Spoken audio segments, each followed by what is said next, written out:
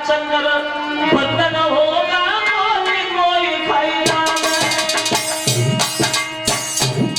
जरा गौर करें, बड़ा सोचे समझ पाने वाली बात है। क्यों? आदमी की जिंदगी इसलिए नहीं मालूम पड़ती। कुछ दिन बीत जाते उठने न सुख सोने में। आदमी की उम्र देखो, अरे कुछ दिन बीत सुखों में जाते कुछ दिन सुख सोने में, और हर दम मौत रहेगी तकती खड़ी किसी कोने में।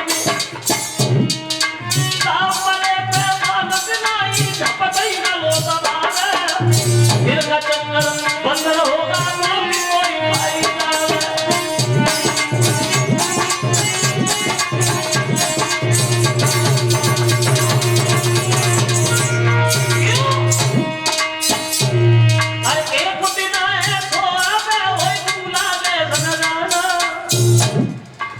लगता ही तो है। किसी की जब बारात जाती है, जब बारात में लोग जाते हैं तो कितने अच्छे लगते हैं। सब ही तो है। एक दिन ऐसो आवे होए दूल्हा के संग जाना, और जन्मा से में बेटे को होगा बंदा मुझगाना। एक समय ऐसो आवे होए दूल्हा के संग जाना, और तंबर घट में बेटे को होगा चेहरा सुस्त बनाना।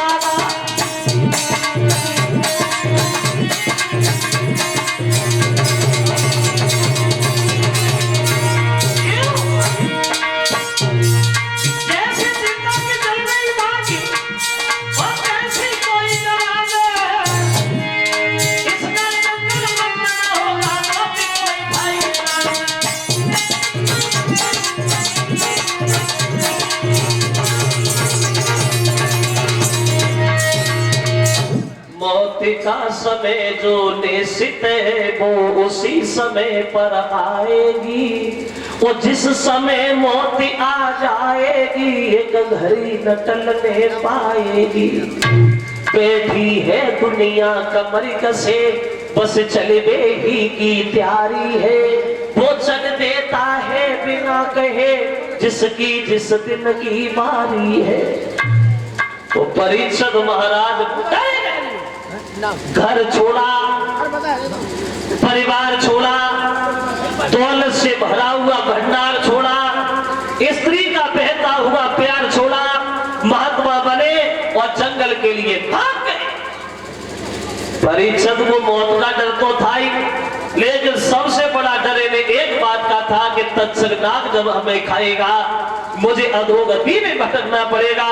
मेरी उम्र जब तक पूरी नहीं होगी तब तक हम पापों को उठाते रहेंगे और हम दर बदर भूखे प्यासे घूमते रहेंगे।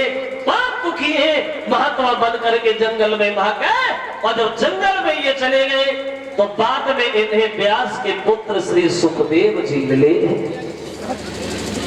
और सुखदेव महाराज परीक्षित को समझाने लगे, महाराज सुनो, अब रोने से गिड़गिड़ाने से चिल्लाने से कोई समस्या का हल नहीं होगा।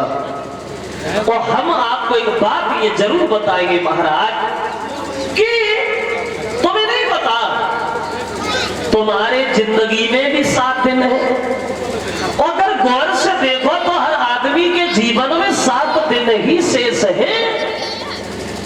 7 ही दिन में आदमी पैदा होता है, 7 ही दिन में बड़ा हो जाता है, 7 ही दिन में दुनिया का भला बुरा बन जाता है, 7 ही दिन में दुनिया से चला भी जाता है। 8वें दिन तक कोई जिंदा ही नहीं रहा, क्योंकि ब्रह्मा जी ने आज तक 8वां दिन बनाया ही नहीं। और कच तो भगवान की दया से 7 दिन उन्हें चलता है। पैदा भाई मरे गए, नहीं मालूम पड़ा काहे को आए बोले अभी 7 दिन है परीक्षा तुम्हारी जिंदगी की, और हम तुम्हें भगवान की कथा श्रवण कराएंगे महाराज। जो आशा ही नहीं पूर्ण विश्वास है तो तत्सर्गनाग तुम्हारा कुछ भी नहीं बिगाड़ पाएगा। सुखदेव कथा सुनाने को तैयार हुए। एक बात और आपको जल्दी जल्दी में बताते चले, ये सुखदेव कौन थे और इतने बड़े विद्वान, इतने बड़े ज्ञाता कैसे बन गए थे सुखदेव। तो एक विद्वान ये बता रहा है, श्रोताओं अति संक्षेप में हम आपको बताएं। अति संक्षिप्त कथा बहुत बड़ी है, लेकिन जल्दी में, बहुत जल्दी में आपको समझाऊं। ये सुखदेव पूर्व जन्म में एक तोता थे, तोता। तो ये सुखदेव जो थे, इन्हीं सुखदेव ने भगवान शंकर जी के मुखारविंद से एक दिन अमरनाथ की अमर कथा श्रवण की थी।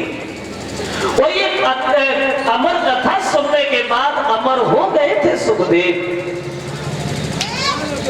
कथा कब सुनी महाराज सुखदेव ने? बोले इन्होंने कथा तब सुनी जब एक बार नारद देखते हैं कि शंकर जी और पार्वती बड़े प्रेम से रह रहे हैं। लड़ाई नहीं भाई, बहुत दिन हो गए, हमने कराई भी नहीं, चलो आज आते करा के दोनों में डंडा जरूर चलवाए। वही नारद का काम था झगड़ा कराना एक दूसरे पे। जब तक ये झगड़ा कराने में, लड़ाई कराने में बड़ा आनंद आता था, इसीलिए इनका नाम रखा था नारद। इनकी कई हुई बात कोई रद्द ही नहीं करता था, मान लेता था, जैसा कह दिया वैसे। झगड़ा कराने में कितने आगे थे, देखो इतने आगे थे नारद। एक दिन देवताओं में राक्षसों में लड़ाई हो गई, तो इंद्र से बोले, इंद्र भैया तुम इस गुफा में छुप जाओ, ये गुफा सही रहेगी, हम किसी को नहीं बताएंगे। और इंद्र को तो गुफा में छुपा दिया और राक्षसों से जाके कह दिया, इंद्र गुफा में छुपा, भैया माफ का नाम बताना नहीं चाहते तो वही जाओ। झगड़ा बहुत अच्छा कराते थे। तो नारद ने देखा कि शंकर जी पार्वती में लड़ाई नहीं भाई, चलो आज दोनों में डंडा चलवाएंगे। चले नारद कैलाश पर्वत पे। कब चले? बोले नारद जी तब गए जब शंकर जी वहां नहीं थे, अकेली पार्वती जी थी। तब बीड़ा उठाया और बजाते हुए नारद आगे बढ़े और कोई एक गीत था नारद का, गाते हुए चले।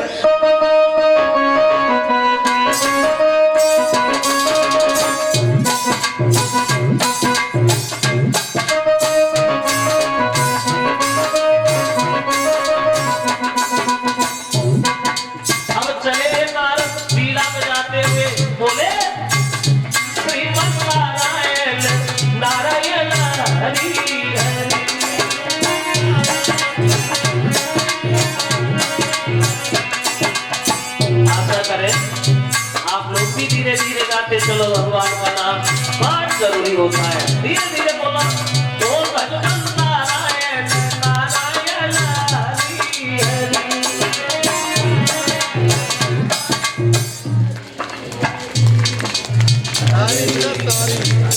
बोला मन से बोला, ओ लक्ष्मी नारायण नारायण हरि हरि।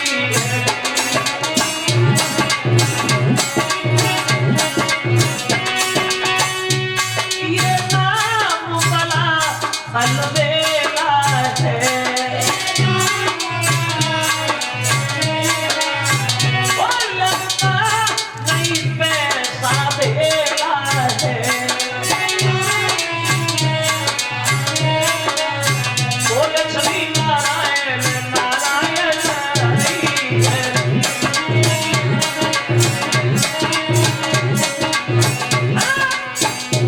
बनो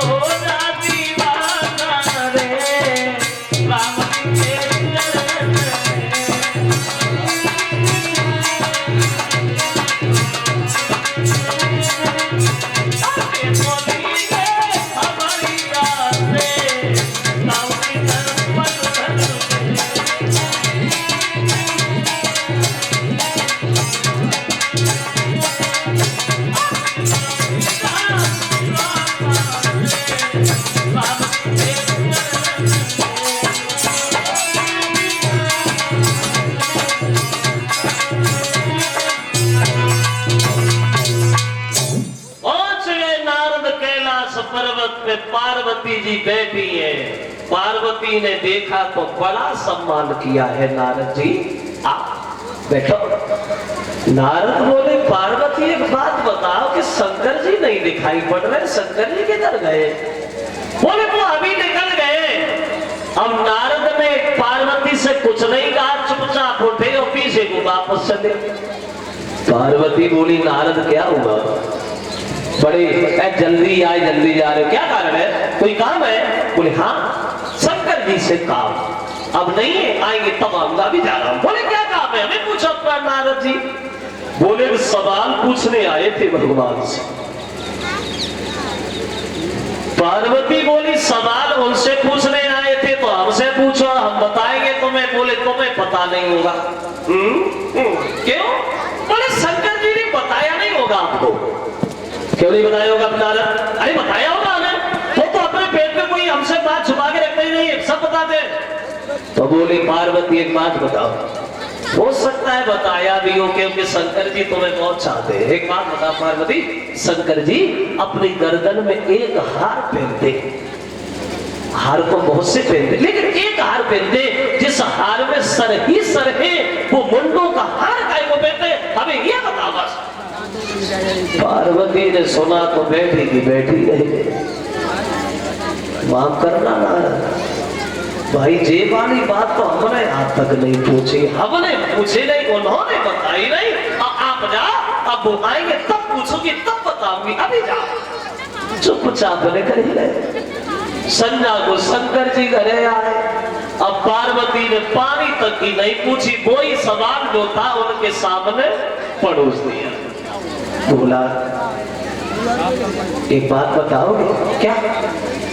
आप अपनी गर्दन में जो हार पहनते हो, जिस हार में सर ही सर है, ये हार काय को पहनते हो? शंकर जी बोले पहनते हो? अरे मेरी इच्छा, मैं पहनता हूं, तुम्हें इससे क्या लेना देना? बोले नहीं महाराज, आप तो पूछ गई होंगे। क्या? शंकर जी ने विचार किया, लगता है नारद की फेरी लग गई घर में। बोले सुनिए पार्वती, अगर जब बात हमने तुम्हें कहीं बताई होगा से तो तुम बड़ा रोगी, तुम्हें बड़ा दुख होगा। क्यों? हम नहीं रोएंगे प्रभु। बोला ना। बोले पार्वती जो ये सर देख रही हो हमारी गर्दन में, तुम्हें ये पता है ये सर किनके हैं? किनके हैं? तो शंकर जी कहते हैं पार्वती जी सुनिए,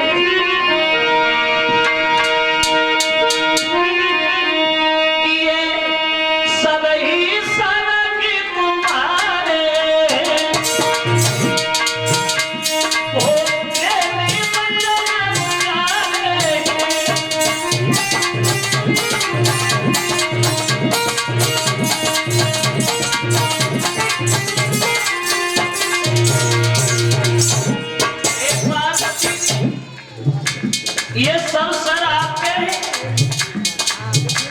पार्वती बोली तुमने ब्रह्मा जी से वरदान मांगा था, क्या मांगा था? तो भोले बाबा समझाते हैं, ध्यान करो पुराना पार्वती, तुमने ब्रह्मा जी से वरदान मांगा था, क्या मांगा था? तो बोले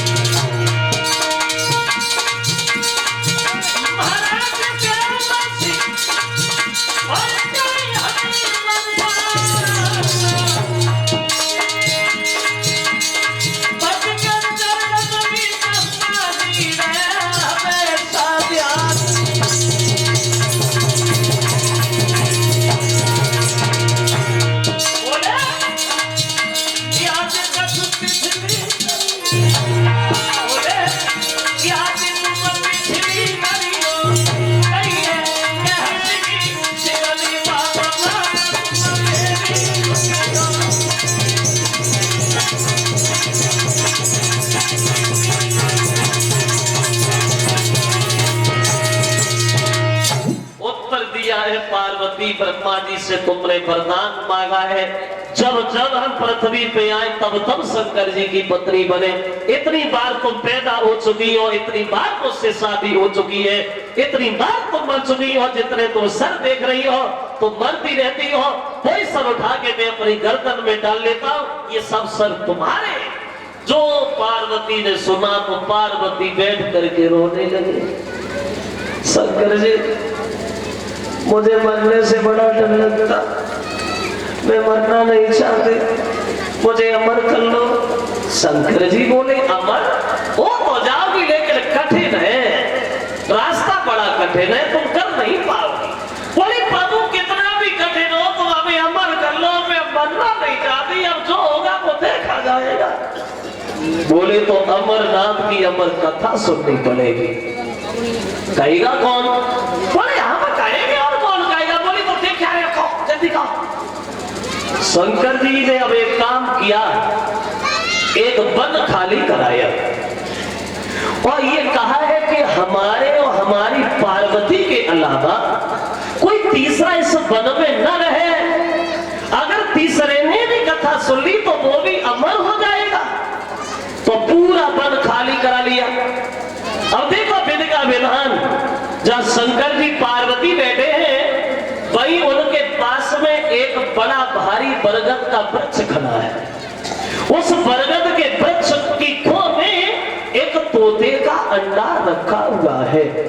समय अनुसार अंडे से वो बच्चा बन गया, वो भी वहीं बैठ गया। अब पार्वती से शंकर जी एक बात कहते हैं, सुनिए पार्वती जी, अब तुम कथा की कह रही हो तो कथा सुनने के लिए बैठी तो हो, लेकिन एक बात ध्यान रखना, जब हम कथा कहते हैं तो कथा कहते वक्त इतने लीन हो जाते कथा में, जो मुझे अपने शरीर का भी ध्यान नहीं रहता।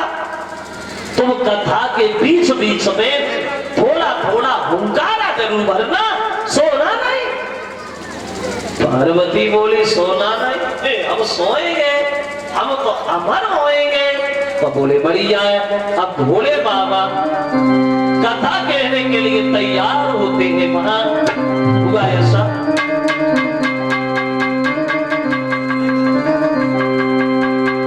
अब पार्वती बैठ गई।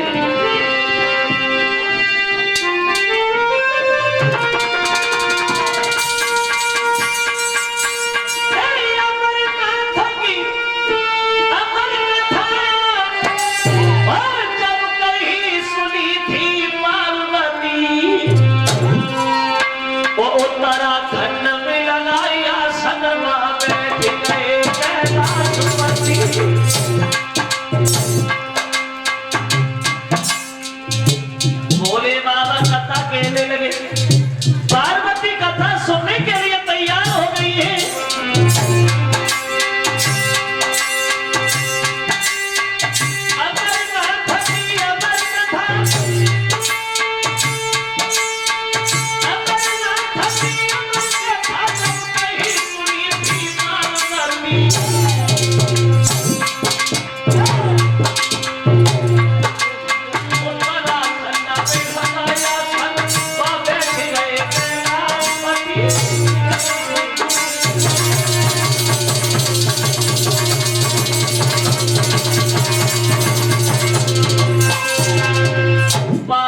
कथा सुनने लगी, शंकर जी कहने लगे, अब कुछ दिनों तो कथा पार्वती जी सुनती नहीं, अब कुछ दिनों तो सुनी, अब कुछ दिनों के बाद इन्हें नींद लगे आई।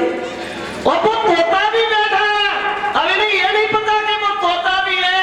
अब इधर पार्वती को जब नींद लगी आई तो धोख लगाई, सोई गई, सुन गई कथा।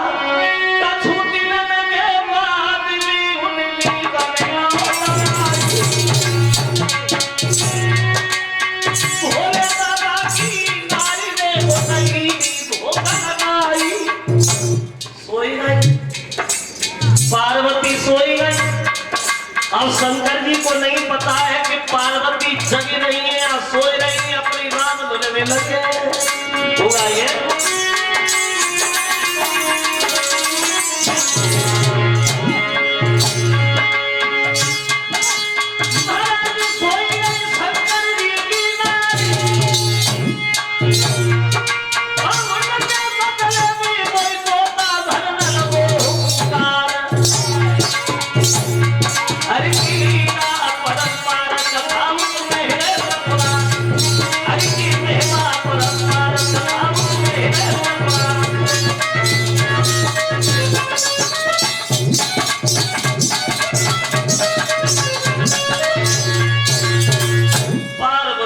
सोई गई, अब उनके बदले में कोई तोता ओंकारा भरने लगा।